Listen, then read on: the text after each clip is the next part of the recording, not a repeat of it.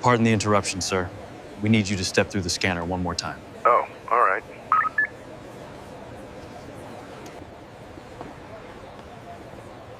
All right, dispatch, we are clear here. Sir, you are all set to proceed to your gate. There seems to be a misunderstanding, officer. We've cleared this up with building management already. I see. Thank you for clarifying. Have a good day. Marcus Hayes adjusted his tailored blazer as he stepped into the gleaming lobby of the downtown high-rise, the hum of polished marble and muted elevator chimes surrounding him.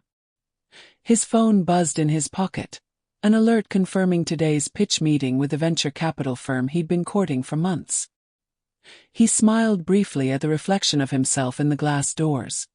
Calm, professional, prepared. A uniformed security officer appeared seemingly from nowhere, blocking his path.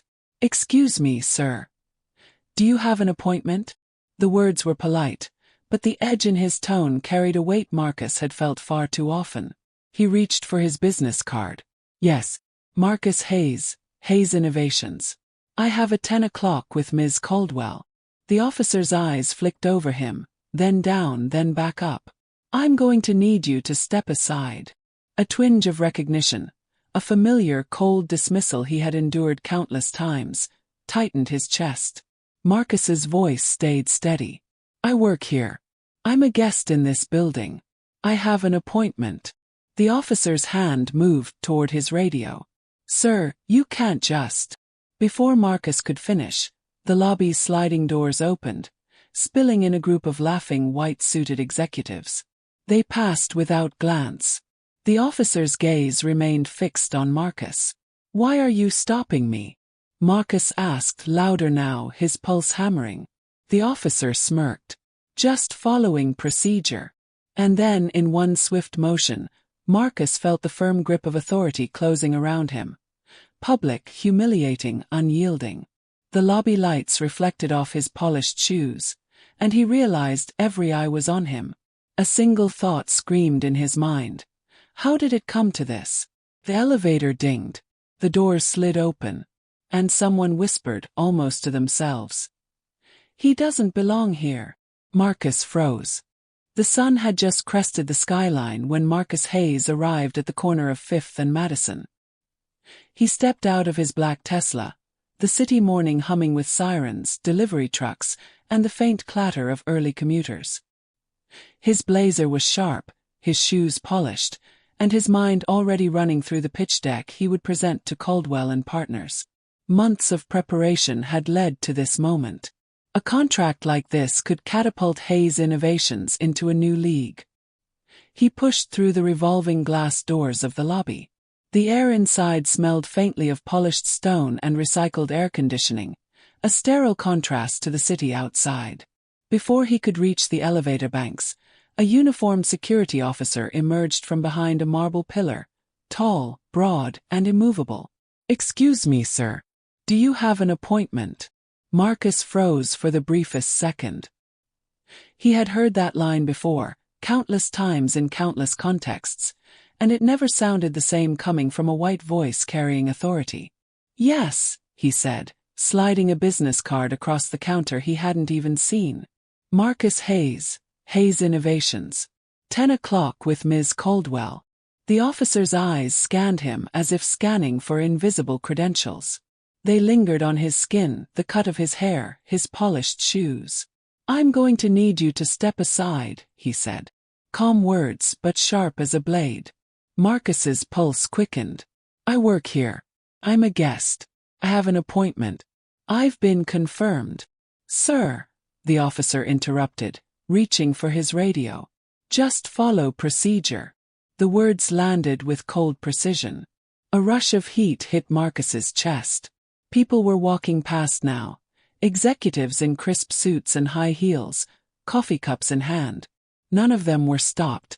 Their presence seemed to amplify the injustice. Marcus squared his shoulders.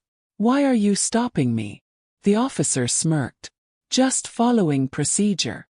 And then it happened, the brief, physical reminder of the power imbalance. The officer's hand was on his arm, firm and unyielding. Marcus's phone buzzed. A notification of the meeting he would never attend. He looked up, catching the reflection of security cameras and the gaze of bystanders. Whispers threaded through the lobby. "He doesn't belong here," someone muttered, almost as if to themselves. Marcus's hands twitched at his sides. Every step toward compliance felt like a betrayal of himself. Every eye on him felt like an accusation. He could feel his heartbeat in his throat. "Please," he said, quieter now, almost pleading.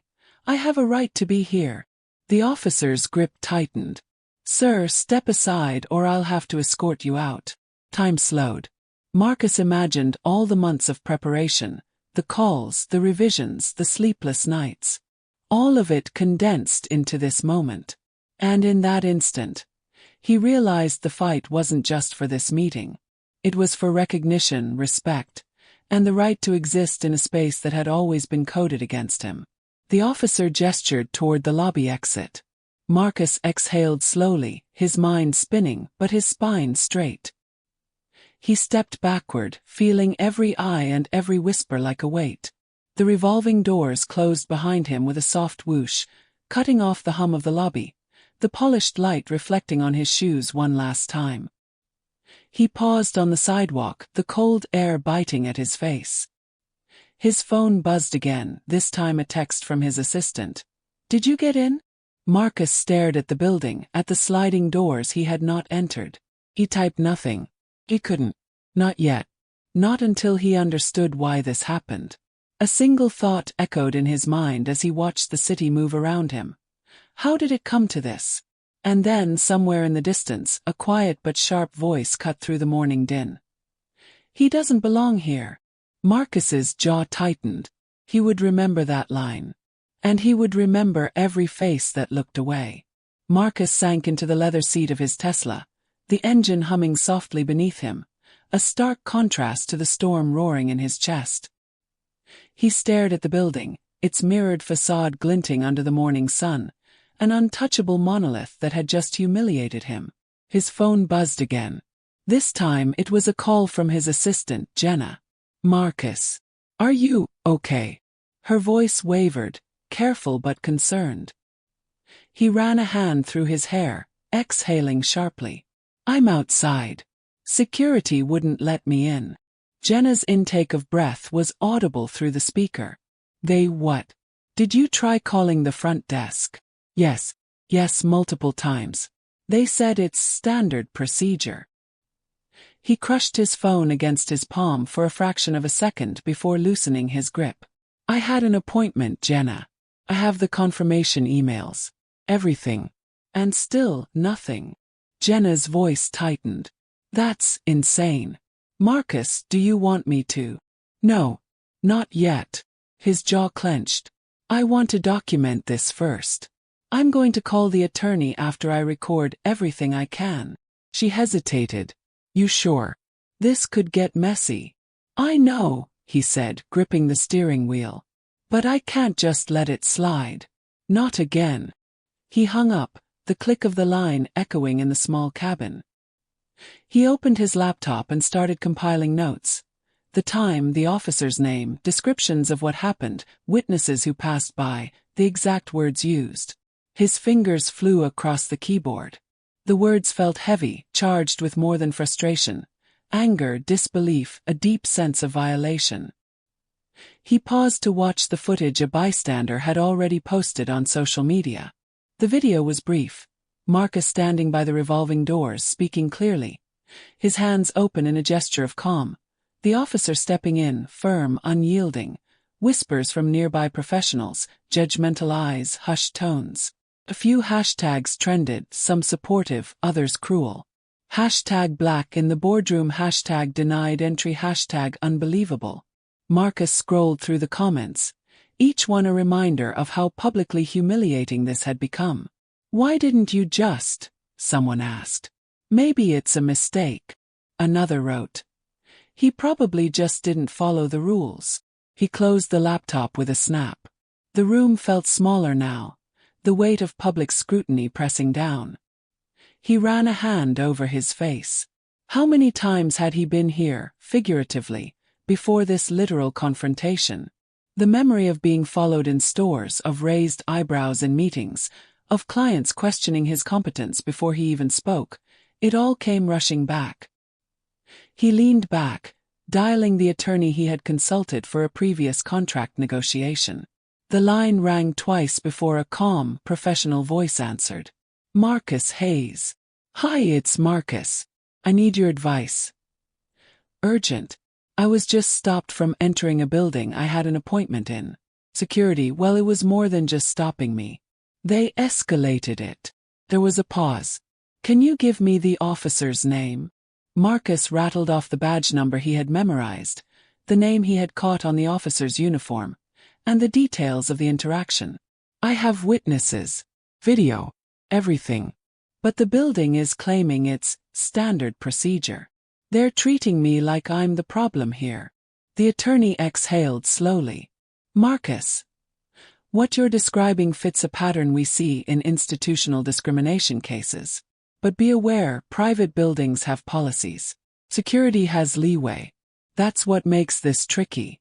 We'll need proof beyond your word alone, and we need to move carefully. Don't post anything new online until we have a strategy. Marcus's jaw tightened. I understand. But I can't just let them get away with humiliating me publicly. Not this time. Not in front of everyone. Good. Document everything, the attorney said. Witnesses, cameras, social media. And remember, every word you say can either strengthen or weaken your case. Marcus nodded, his gaze drifting back to the city skyline. I will. I already started. After hanging up, he stared at his reflection in the windshield. He saw more than himself. He saw every microaggression he had endured, the subtle exclusions, the coded language, the invisible ceiling pressing down from decades of systemic bias. It had taken one officer to crystallize all of it in one humiliating public moment. The morning rush intensified. Cars honked, cyclists weaved between lanes, pedestrians hurried along the crosswalk. Marcus's phone buzzed again. Another notification, this one from a colleague forwarding the social media clip. The comments were piling in faster now. Sympathy, anger, incredulity. But also criticism. Why are you making it a racial thing? He leaned back, closing his eyes. Every instinct screamed for confrontation, for shouting, for demanding acknowledgement. But he also knew the stakes. His company, his reputation, his carefully cultivated credibility. He couldn't let emotion alone dictate the next step. Instead, he opened his laptop again and began to outline a meticulous timeline. The moment he arrived, every exchange, the precise phrasing of the officer's words, the reactions of the bystanders, the footsteps of executives passing obliviously. Each line was a measured act of resistance, a record he could not afford to lose. By noon, Marcus had drafted emails, screenshots, and notes ready to send to his attorney. Every word felt heavy, deliberate, a statement of defiance wrapped in professionalism. He exhaled, letting the air fill his lungs, steadying the tension in his shoulders. The meeting he had trained for, prepared for, and dreamed about was gone. But Marcus knew one thing clearly. This was just the beginning. Somewhere in the building, the officer continued his rounds, unaware that Marcus Hayes was already planning the next move. And somewhere online the world was watching.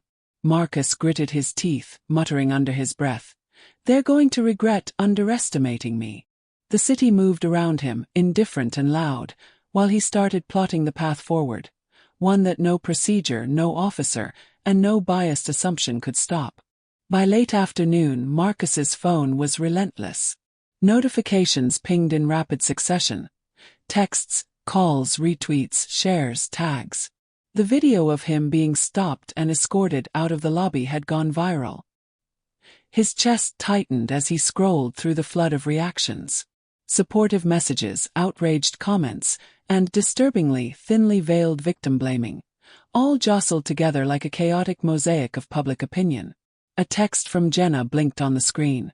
"Marcus, it's everywhere. People are talking. Are you okay?" He thumbed a response. "I'm fine. This isn't about me. It's about them." And it's just getting started. The doorbell rang, jolting him. A neighbor handed him a tablet, its screen showing a live stream from the lobby. Someone had captured the entire interaction in real time. Marcus watched, his stomach tightening. He could hear his own voice, measured, calm, but every movement interpreted as suspicious. The officer's hand on his arm looked heavier through the lens. The whispers of passers-by sounded like a chorus of judgment. "Unbelievable," Marcus muttered, leaning against the wall. Jenna called again. "Marcus, the news is picking it up. Local channels are running clips. They're framing it as an incident. But you know how they spin it." "I know," he replied, running his fingers through his hair. "It's already being questioned, twisted. People saying maybe I was in the wrong. Some even calling it a misunderstanding." "Do you want me to release a statement?" she asked carefully. He shook his head. "Not yet. Every word has to count. I'm not reacting emotionally online. Not yet." He went silent for a moment, staring at the screen. The city outside carried on as if nothing had happened. Cars honked, pedestrians rushed past, oblivious. Yet here he was, trapped in a viral moment that stripped him bare, exposing not just his professional identity but his race, his presence, his legitimacy. A notification popped up. A DM from a tech journalist, Chris Holloway. "We need your side for the story. This could blow up nationally." Marcus stared at it, torn. Exposure meant leverage, but it also meant vulnerability. He dialed Chris. "Chris, it's Marcus Hayes." "Marcus. Thanks for taking the call. Listen, the video is blowing up. People are outraged, confused, divided. Can you tell me what happened from your perspective?" Marcus took a deep breath. "I arrived for a scheduled meeting. Security stopped me without cause.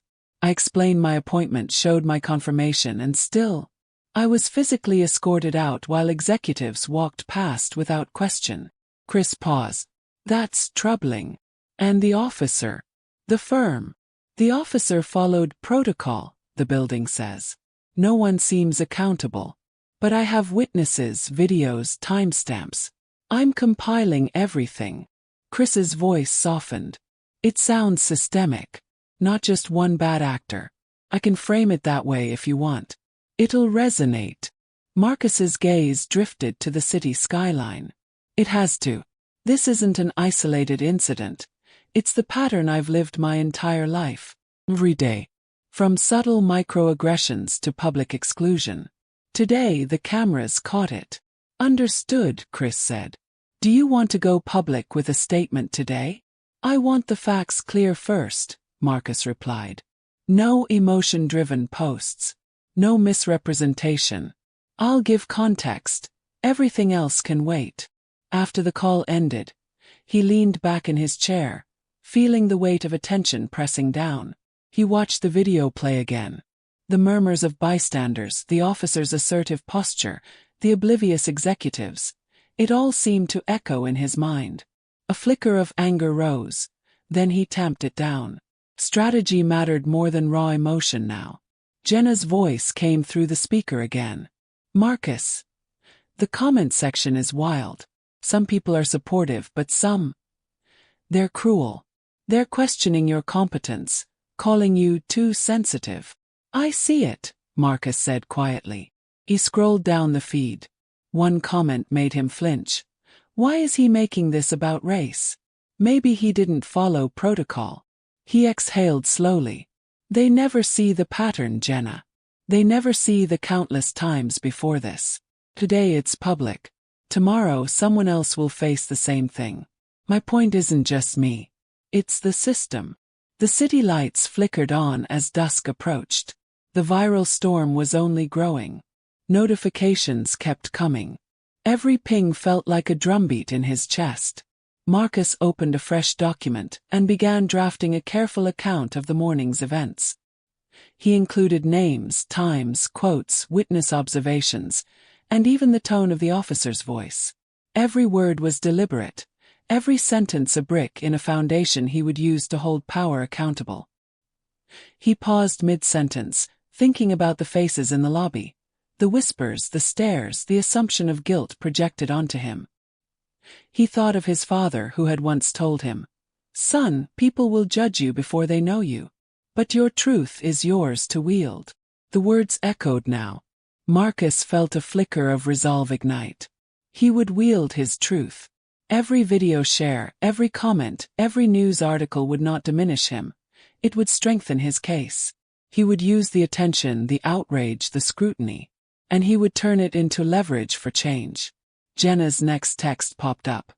"Are you going to be okay tonight?" Marcus stared at it for a long moment, then typed back, "I will. Because I have to be."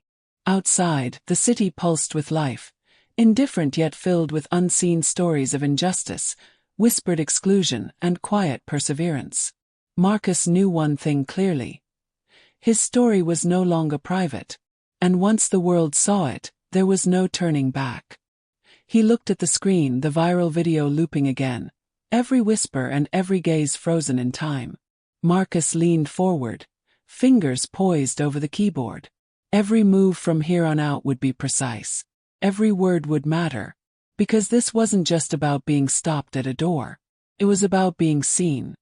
Marcus Hayes sat in the sterile, fluorescent-lit office of attorney Linda Kaplan, the hum of air conditioning blending with a faint scratch of pen on paper. He had brought every piece of evidence he had. Screenshots of social media posts, a timeline of the incident, videos captured by bystanders, witness statements, even the official emails confirming his appointment. "Marcus," Linda said, her tone calm but direct, "what you're describing is, unfortunately, not uncommon. But building security has a lot of leeway in private spaces. It's a gray area legally." Marcus clenched his hands on his lap. Gray. I was escorted out in front of everyone. Executives walked past. Cameras recorded everything. How is that gray? Linda tapped her pen thoughtfully. Procedurally, they'll argue you weren't following protocol. They'll claim they acted within their policy. That's why documentation matters. You have the videos, the timestamps, the witnesses. But the challenge will be proving discriminatory intent, not just procedural action. Marcus's jaw tightened. So, I have to prove they're racist. Or at least biased. Just to get them to acknowledge what happened. That's right, Linda said gently. In these cases, intent matters. But patterns help. If you've experienced similar treatment elsewhere, if the officer or firm has a history of these incidents, that strengthens your case. He exhaled sharply, leaning back in the chair. I can do that. I've kept notes. Every interaction, every slight, every time I was treated differently because of my race. It's all there. It's just exhausting to relive it. I understand, Linda said. We'll need to strategize carefully.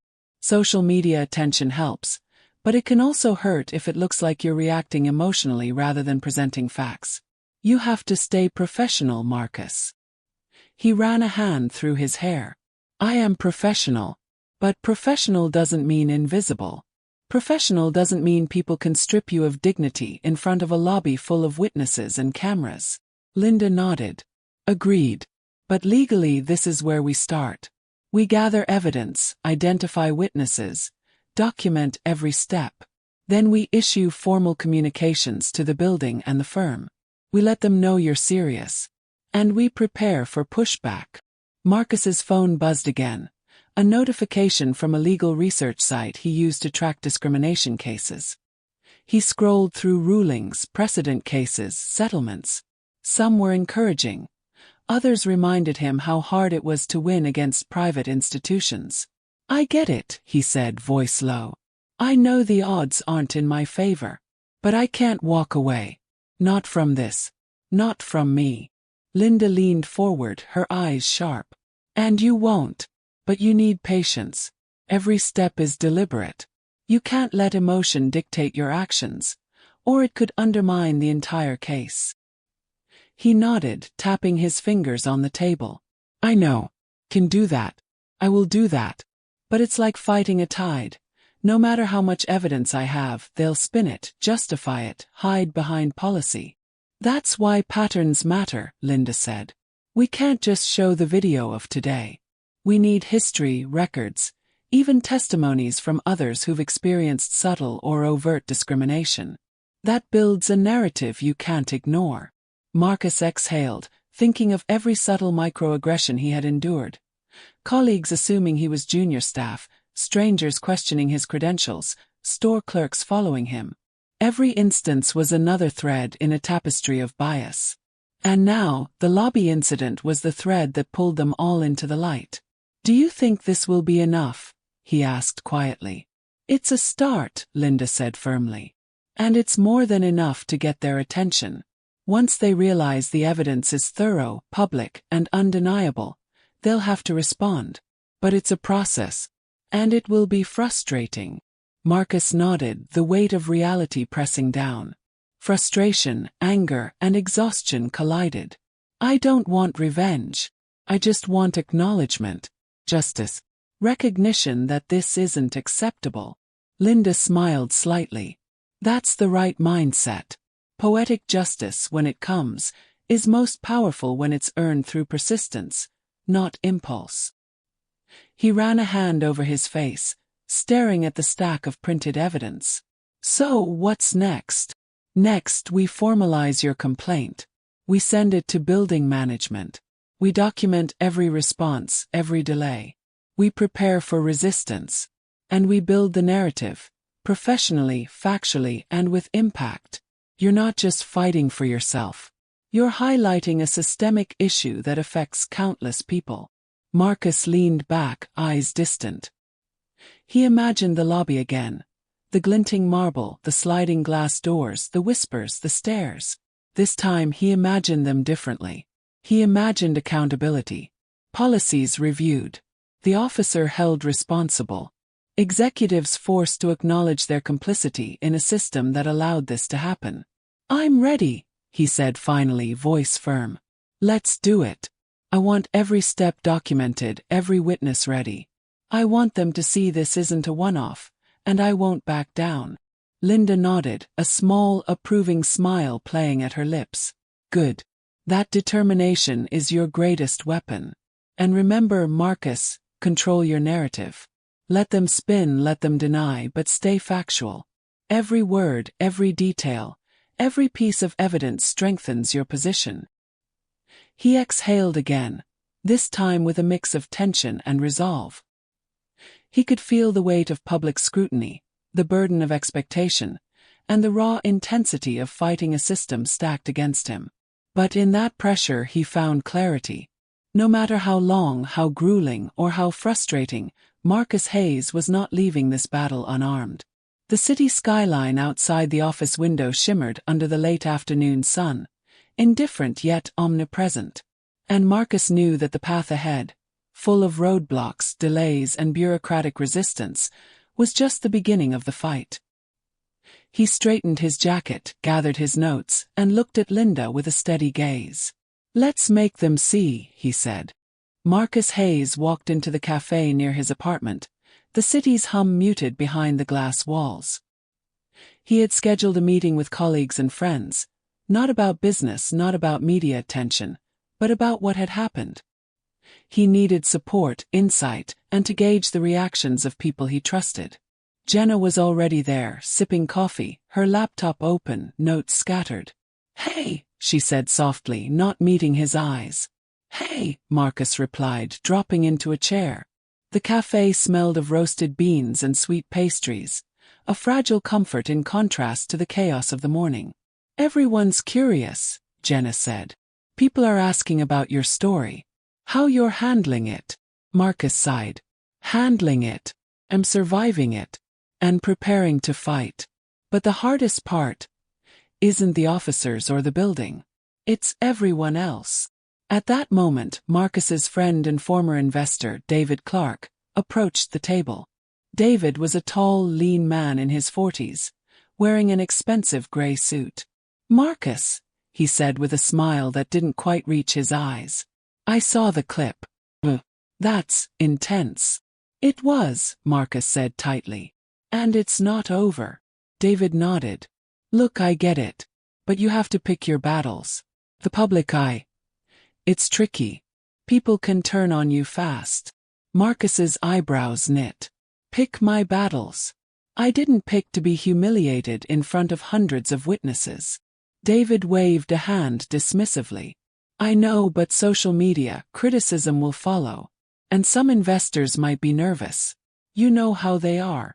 A tight edge entered Marcus's voice. Some investors. You mean people like you who see the story and immediately question whether I'm professional enough to handle success. David blinked, then leaned back. I'm just saying. I don't want you burning bridges. You've got a reputation to protect. Marcus's jaw tightened. Bridges. David, this isn't about reputation in some abstract sense. It's about rights, dignity. And yes, maybe it's about reputation, but only because society has conditioned it to be more important than justice for someone who looks like me. Jenna put a hand on his arm. Marcus, maybe we should take a step back. Not everyone reacts the way we hope, but some support is real. Focus on them first. Marcus exhaled slowly, running a hand over his face. I know. But it's the silence that stings the most. People who walk by, witness injustice, and do nothing. People who could speak up, but choose convenience over courage. A barista, an acquaintance, approached with his order. Marcus. Hey, I just want to say I saw what happened in the lobby. Sorry. That was wrong. Marcus nodded, appreciating the sincerity. Thanks. It means something. But then David spoke again, lowering his voice. Marcus, just be careful. This is already blowing up. I'd hate to see it backfire. Backfire. The word hit him like a slap. Betrayal, thinly veiled as concern, was everywhere. Even allies could fracture under societal pressure. Marcus realized that while some stood with him, others measured their loyalty against their comfort. I'm not backing down, Marcus said, louder this time, so that a few nearby patrons looked up. I will not shrink because someone fears the system I'm exposing. I will not apologize for existing in a space I have a right to be in. David's smile faltered. Marcus, calm down. You need strategy, not anger. Strategy. Marcus repeated it silently, bitterly. Strategy. Yes, that's what I've been talking about with my attorney. Strategy doesn't mean silence, David. It doesn't mean compromise on basic human dignity. Jenna's hand squeezed his arm. He's nervous, Marcus. It's okay. People fear change. That doesn't mean they're against you personally. Marcus nodded slowly, taking in the cafe around him. The oblivious conversations, the clatter of cups, the mundane rhythm of the city. Outside, life moved on while injustice lingered inside him. Then David added, softer now, almost conspiratorial. Just be aware. Not everyone will have your back. Some people will use this against you. Marcus leaned forward, his eyes sharp. That's fine. If they betray me, it reveals more than just their character. It shows how entrenched this system is. And that's exactly what I want to expose. A young woman at the next table looked up, startled by the intensity of the conversation.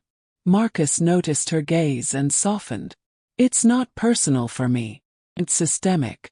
Every small betrayal, every hesitation, every shrug, shows how normalized this has become. Jenna exhaled, leaning back. So what now? Marcus straightened, voice steady, firm. We continue. Documentation, evidence, witnesses. Strategy with the attorney. And we keep the story alive, in a way that can't be ignored.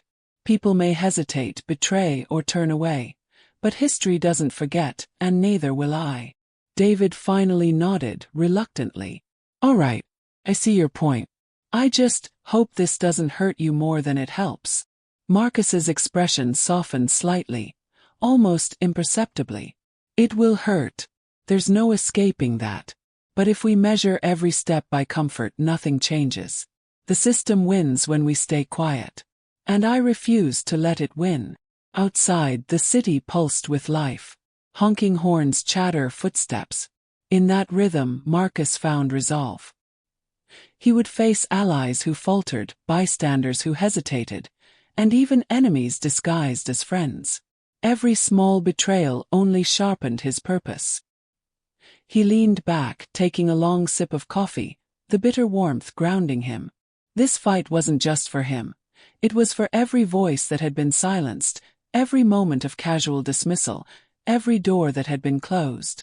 The road ahead was long, fraught with betrayals and blind eyes. But Marcus Hayes had already taken the first steps, and he wouldn't stop now. Marcus Hayes returned to his apartment late that evening, the city lights stretching in long golden streaks across the skyline. The events of the day weighed heavily on him, but he refused to let frustration dictate his next move. Sitting at his desk, he opened his laptop and pulled up every piece of material he had collected. Social media clips, witness statements, screenshots, emails, and photos of the building's lobby from multiple angles. This isn't just a confrontation, he muttered to himself. It's a pattern. And patterns don't lie. Jenna, still working from her laptop on the couch, glanced at him. What's the plan now? Marcus leaned back in his chair, eyes narrowing. We dig deeper. Surface the inconsistencies.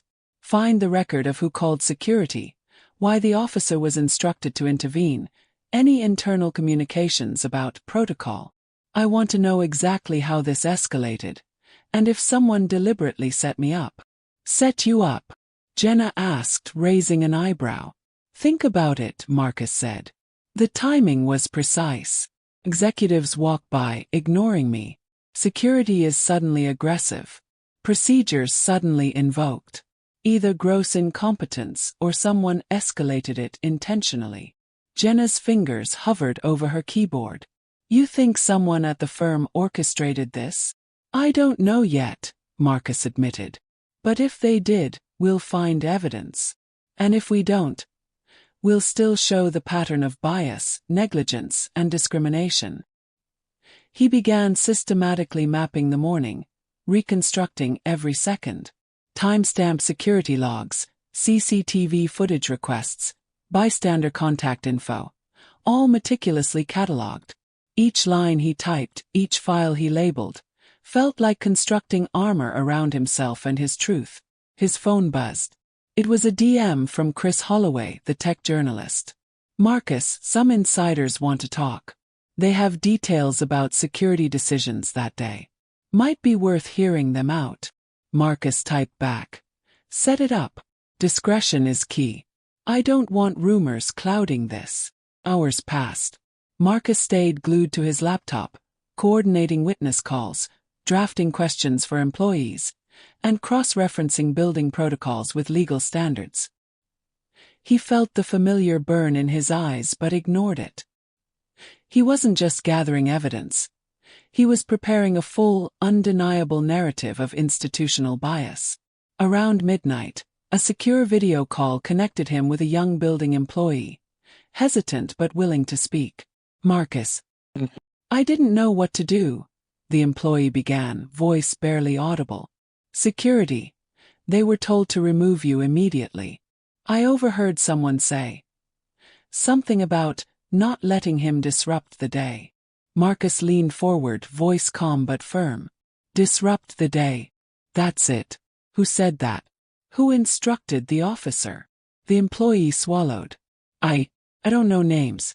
Just someone from the executive floor. I wasn't supposed to hear it. Marcus exhaled slowly. Thank you. That helps more than you know. You did the right thing by speaking up. The employee nodded, relief mingling with fear. I just hope it matters. It does, Marcus said. Every piece counts. After the call ended, Marcus sat back, heart pounding. This was the breakthrough he had been waiting for, a glimpse into intent behind the facade of standard procedure. The fight was no longer just about what happened publicly. Now he had reason to challenge the internal orchestration of his humiliation. He glanced at Jenna. This changes everything. Now we can tie the public incident to the private decisions that created it. That's how we make them accountable. Jenna nodded. So, next step. We build a formal report. Compile the witness statements, the social media evidence, the timestamps, and this new insider testimony. Then, with our attorney, we present it in a way that's undeniable. It's no longer reactive, it's proactive. Marcus opened a new document, fingers flying across the keyboard. Each sentence carefully articulated, each word precise. He documented the officer's actions, the executive's oblivious or complicit behavior, and the internal communications he had just uncovered. The narrative began to take shape. Not only was he targeted unfairly, but the system had enabled it. Hours bled into the early morning.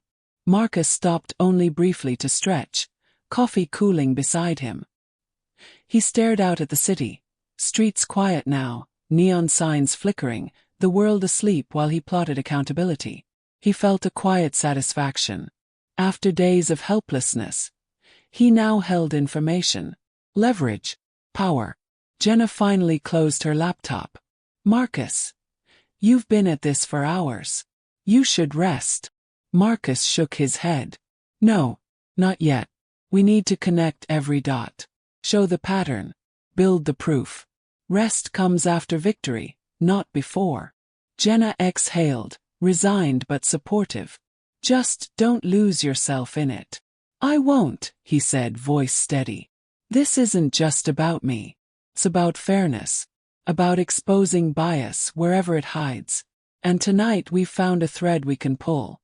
A thread that could unravel everything they hoped would stay hidden. Outside, the city pulsed faintly with the life of late-night traffic. Marcus's apartment was silent except for the tapping of keys and the quiet hum of determination.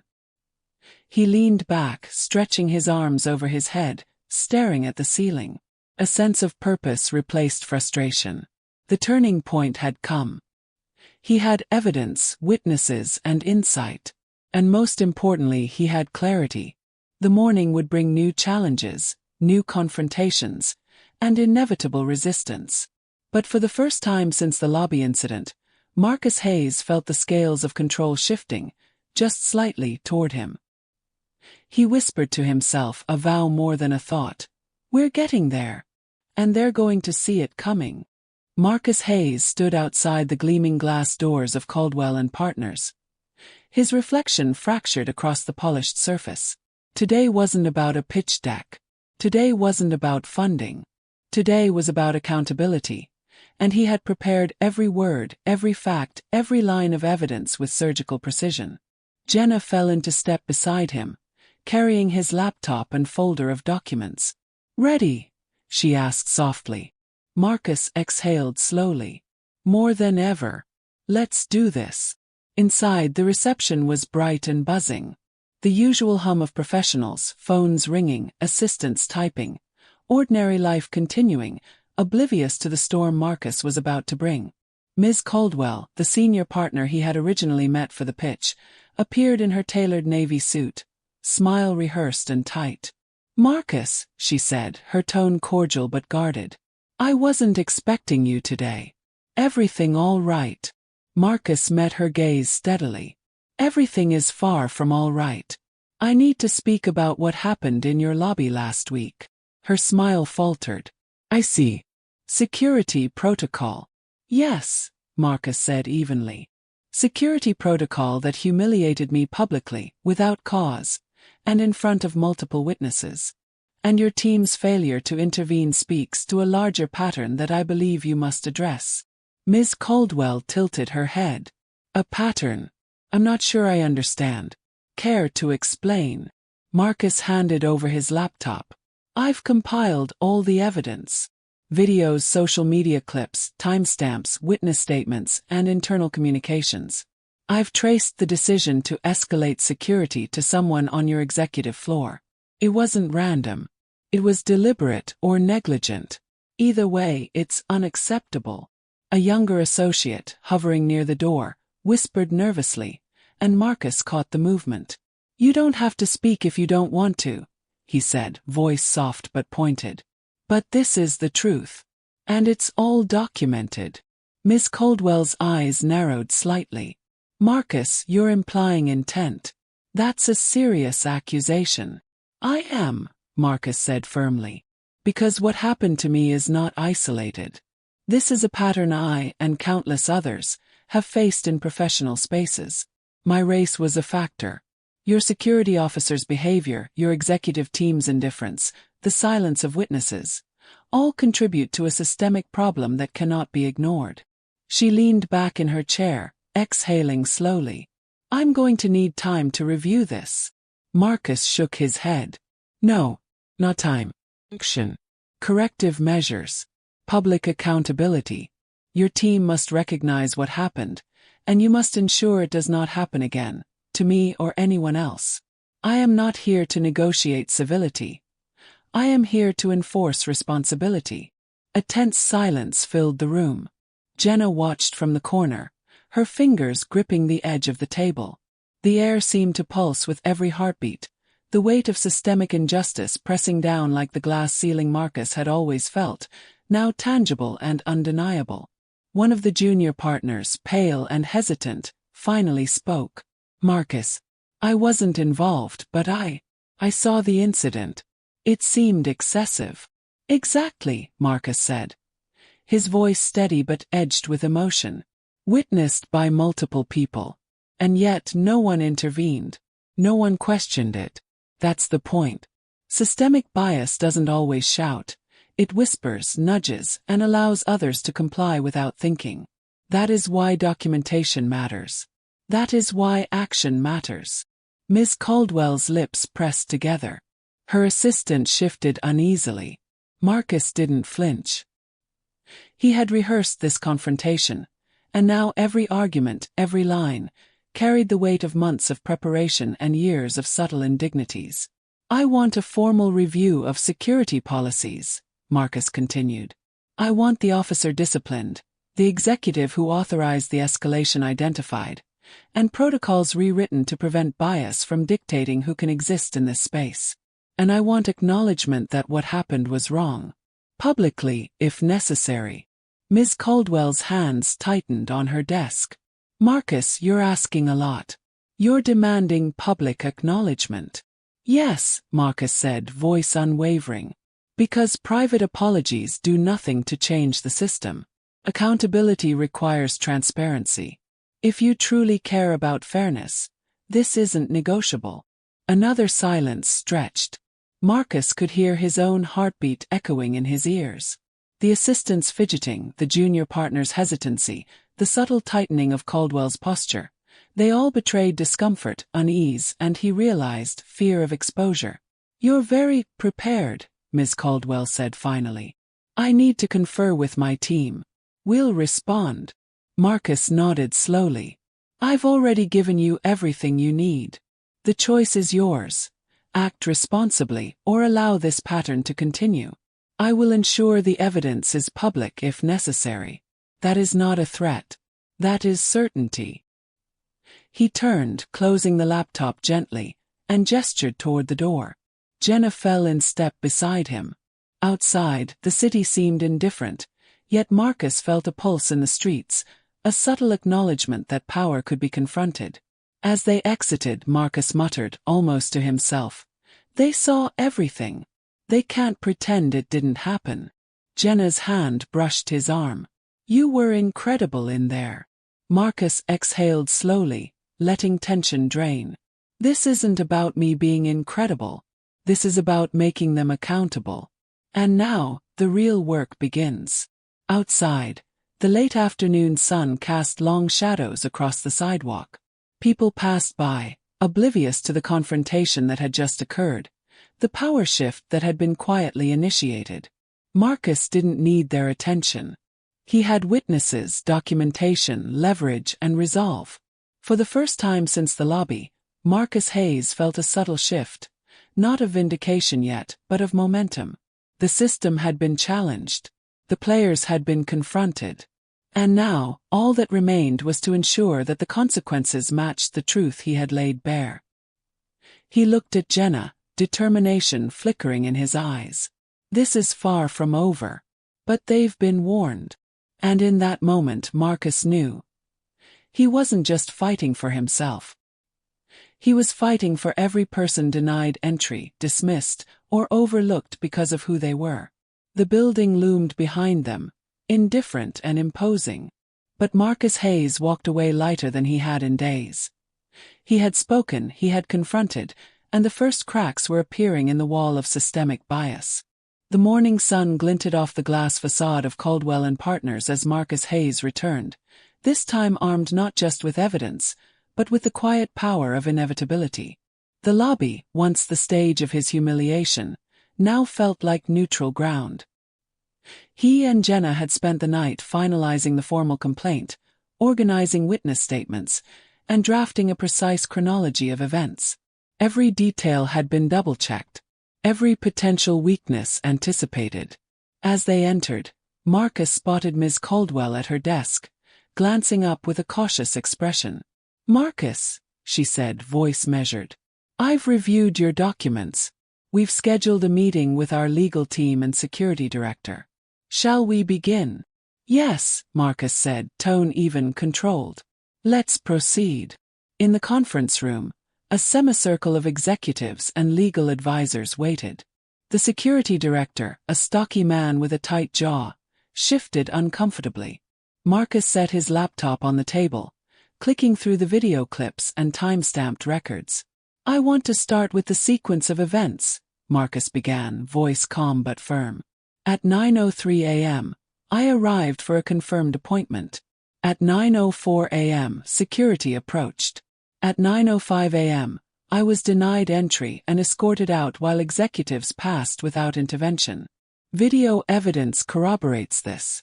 Witnesses confirm both the timing and demeanor of the officers involved." The security director swallowed. "Sir, we were following protocol. Your behavior, perhaps." Marcus's eyes locked on him. "My behavior?" I was standing calmly, explaining my appointment, showing confirmation. At what point does standing with dignity become behavior worthy of removal? Ms. Caldwell cleared her throat. "Marcus, we understand your concerns.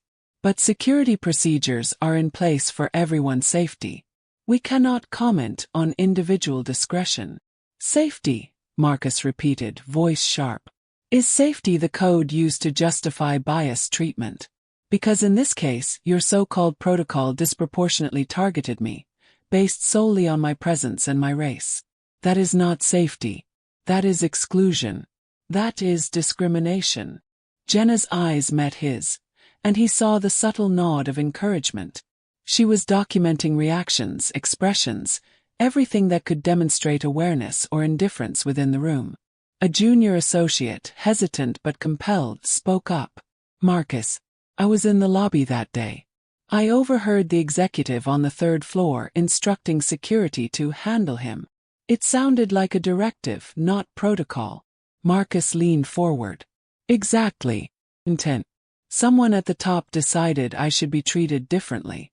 And that decision escalated into public humiliation. That's not an accident. That's a systemic issue made personal."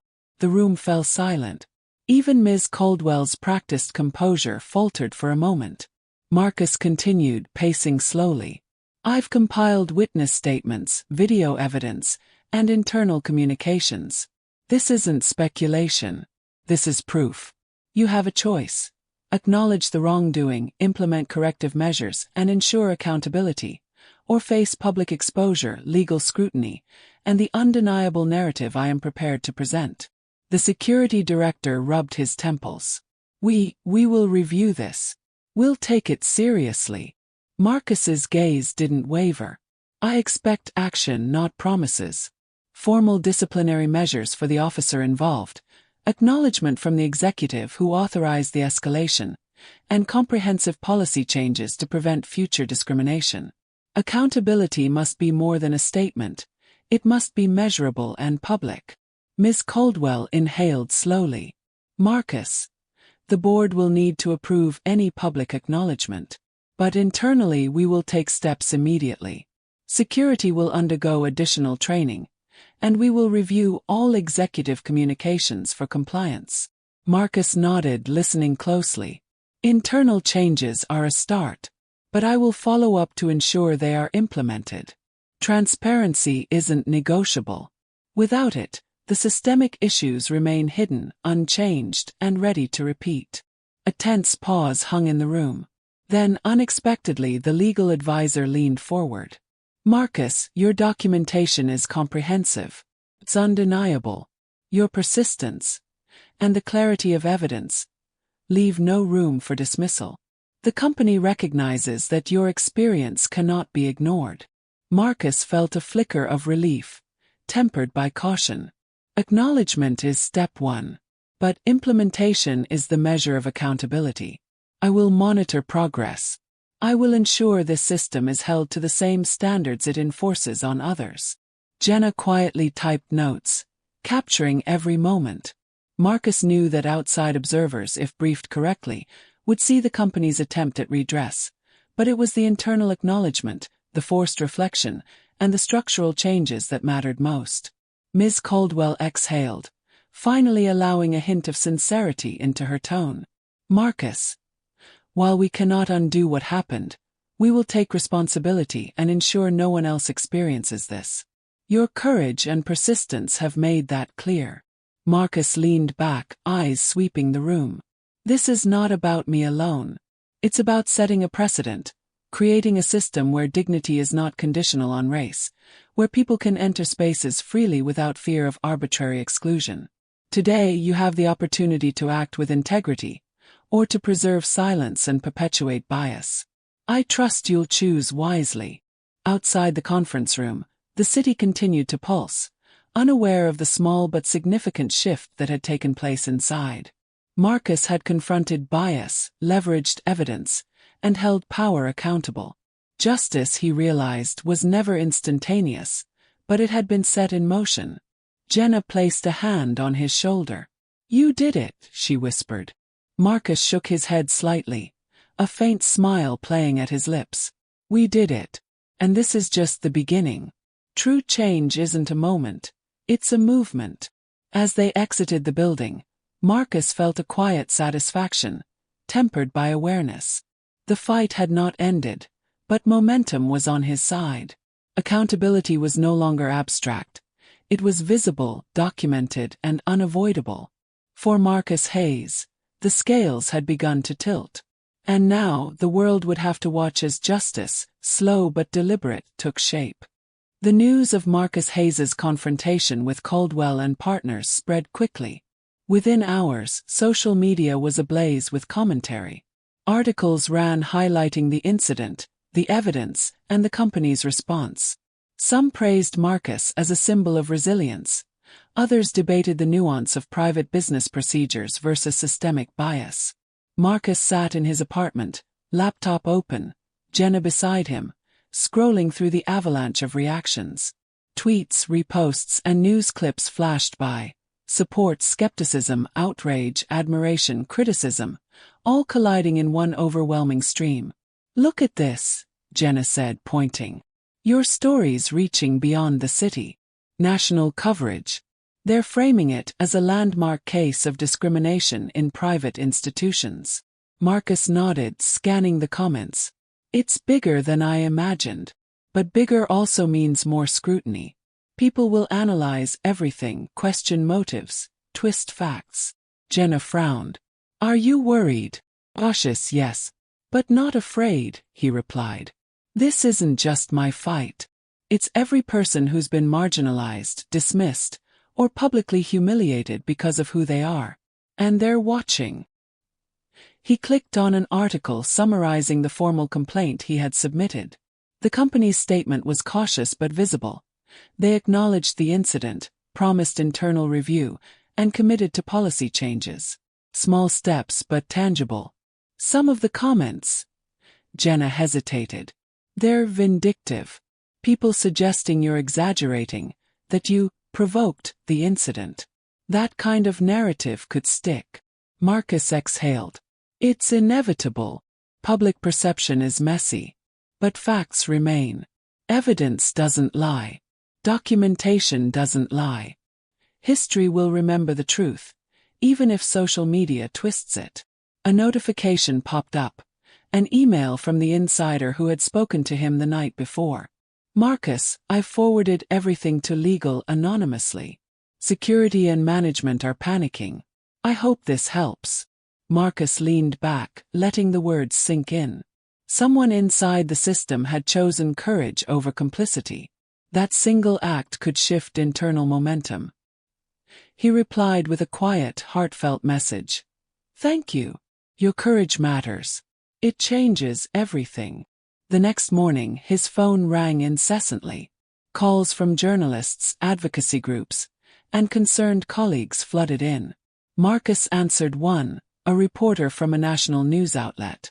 Marcus, can we discuss the internal documents and the video evidence?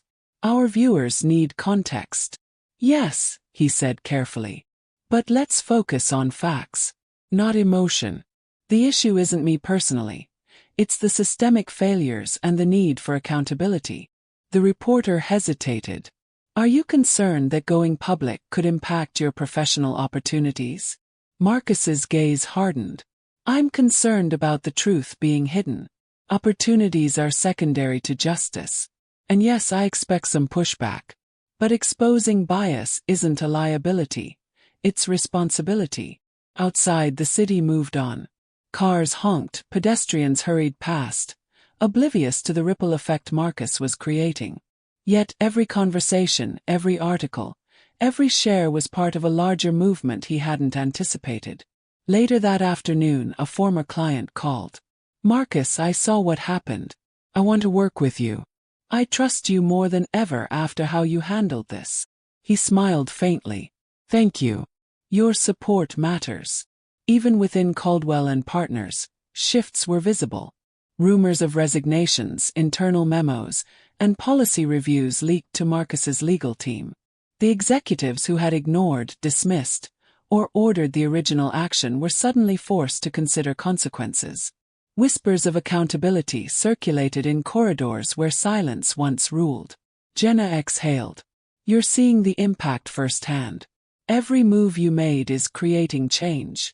Marcus shook his head. It's not about me. It's about exposing the mechanisms that allowed this behavior to continue unchecked.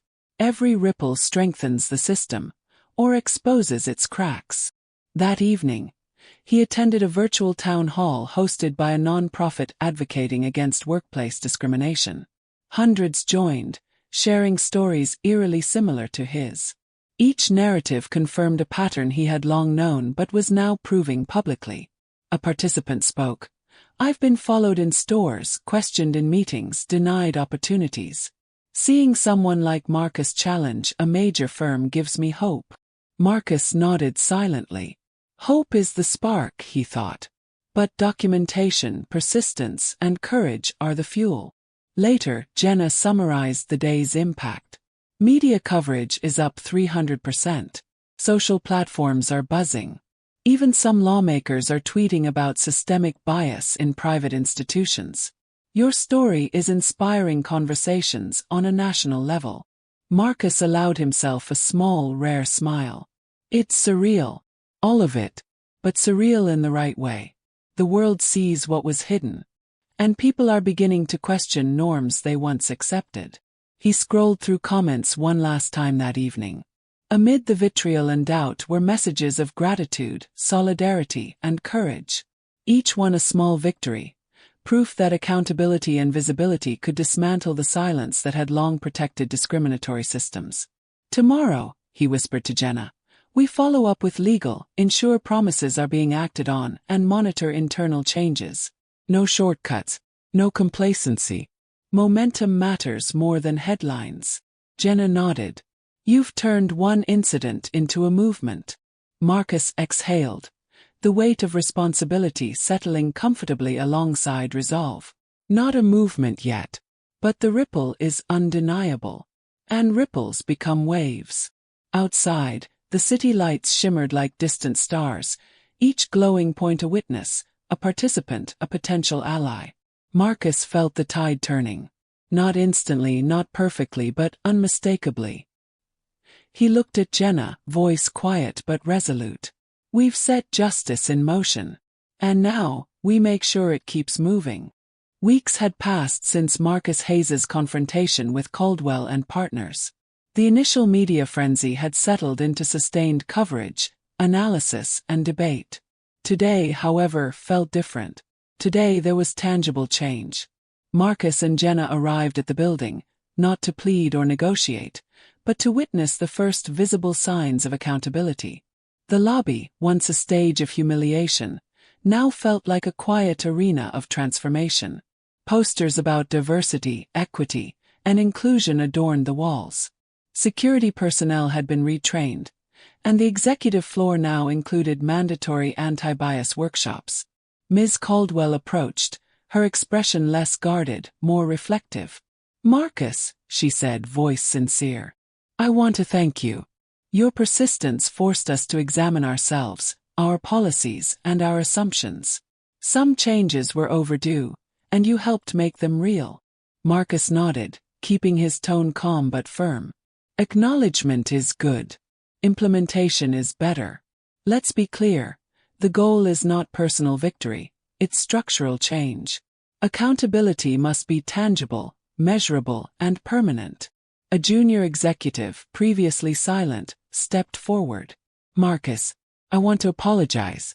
I saw how things unfolded and didn't intervene. I realize now that silence is complicity. I'll be participating in training and ensuring others do too." Marcus exhaled, a faint smile touching his lips. Acknowledging mistakes publicly is difficult but necessary. That's how systems evolve. From the corner, Jenna whispered, "Look, they're actually listening." Marcus's eyes softened slightly, but he remained vigilant. Listening is only the first step. Action is the proof. Over the next hour, he reviewed the formal documentation of the retraining programs, disciplinary measures taken against the officer, and executive accountability reports. Each step had been meticulously recorded, each promise backed by a tangible plan. The building no longer operated on assumption and convenience. It was now a case study in enforced responsibility. Ms. Caldwell led him to the security office. "Marcus, we've also restructured reporting channels. Any employee or visitor can raise concerns anonymously if they feel unsafe or discriminated against. Transparency will be enforced." Marcus's gaze swept the room. Officers stood straighter, manuals open, screens displaying checklists of procedures now filtered through anti-bias policies. "This is the difference between words and action," he said. "Action leaves no room for excuse." Suddenly, a familiar face appeared in the hallway. The officer who had escalated the original incident. He paused, then approached with measured steps. "Mr. Hayes, I understand that my actions were inappropriate. The company has disciplined me, and I've been enrolled in mandatory training. I want to apologize." Marcus studied him carefully. "Acknowledgement is a start. Accountability is ongoing. I expect both in practice, not just in words." The officer nodded solemnly. "Understood. I will follow through." Later in the conference room, an unexpected visitor appeared.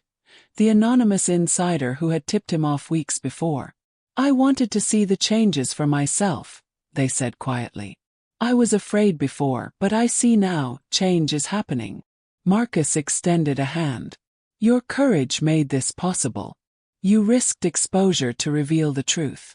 That risk created accountability. Thank you." Outside, Marcus and Jenna stepped into the afternoon sun. The city felt different today, somehow lighter, yet still full of challenges. "Do you feel like it's over?" Jenna asked softly. Marcus shook his head. "No, change is never over. But this is a moment of proof that persistence, strategy, and courage can force accountability. The system shifted, even if slightly. And those shifts matter." He pulled out his phone, scrolling through updates. The viral videos were still circulating, but now headlines focused on policy reforms, the company's acknowledgement, and the conversation about systemic bias in private spaces. Supportive messages flooded his inbox. Allies reached out. Advocates praised the visibility his actions had created. Yet Marcus remained grounded. He understood the cost: sleepless nights, public scrutiny, and the emotional toll of confronting bias directly. Poetic justice wasn't about revenge. It was about exposure, responsibility, and tangible reform. Jenna looked at him, awe and relief mixed in her eyes. You changed things, Marcus. People are watching now. Others will follow your example. He exhaled slowly, allowing himself a brief moment of satisfaction. Yes, but the work continues. Systems are stubborn. Bias is persistent. Accountability requires vigilance. Today it's visible, but tomorrow it must be enforced. A press notification buzzed on his phone. Another national article had gone live. Black entrepreneur forces major firm to confront systemic bias. Policies overhauled, executives held accountable. Marcus read it quietly, then turned to Jenna. See that? This is what persistent, evidence-backed action looks like. Not headlines, not social media trends. Action, change, and proof that the system can bend, even slightly, toward justice. They walked toward the subway, the city's pulse around them. Cars honked, pedestrians passed, and life moved forward. But in Marcus's mind, the lobby incident, once a symbol of humiliation, had transformed into a benchmark for accountability, a warning to those who wield power carelessly. He glanced at Jenna. This is the culmination of preparation, courage, and persistence. The battle isn't over, but this victory. It's a start. The city lights reflected off the wet pavement after a brief rain, mirroring the subtle shimmer of change Marcus had set into motion. And as he walked, he realized that poetic justice was not instantaneous. It was deliberate, methodical, and undeniable. Marcus Hayes had not only survived humiliation, exposure, and systemic bias. He had transformed it into accountability. And that, he knew, was a victory worth every sacrifice.